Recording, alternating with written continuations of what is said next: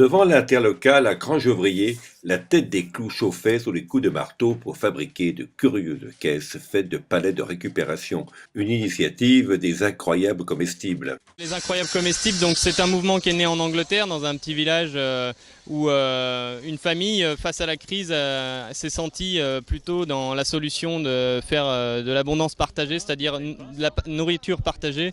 Donc mettre devant chez elle des jardinières avec des fruits et légumes, des aromatiques par exemple, ce qui est le plus facile à faire pousser en jardinière, et offert gratuitement à tous les passants et à ses voisins, etc. Ça a fait boule de neige, ça a débarqué en France, et puis aujourd'hui sur le bassin annécien il n'y avait pas de groupe comme ça mis en place.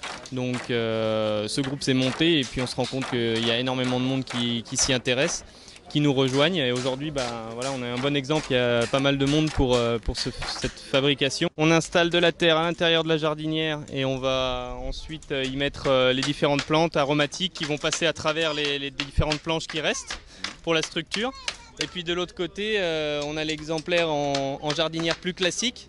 Donc à base de produits de récupération, de palettes, on fait une jardinière tout entière, bien carrée. On remplit de terre, on va bâcher bien sûr pour que ça soit imperméable, que ça soit correct. Ensuite on remplit de terre, terreau, et puis on va mettre les semis qui sont un peu la base de notre action, c'est-à-dire pour la nourriture partagée, l'abondance alimentaire, voilà, avec des semis que nous on a fait partir chez nous depuis quelques semaines. Des membres du groupe des incroyables comestibles d'Annecy qui se proposeraient à implanter une jardinière par exemple à un coin de rue ou dans un parc, avec les petits panonceaux qui vont bien, c'est-à-dire que des panonceaux qui expliquent ce que c'est de la nourriture à partager et que n'importe qui peut très bien l'entretenir et s'en servir, donc c'est-à-dire récolter les feuilles des aromatiques, récolter les fruits, récolter les légumes.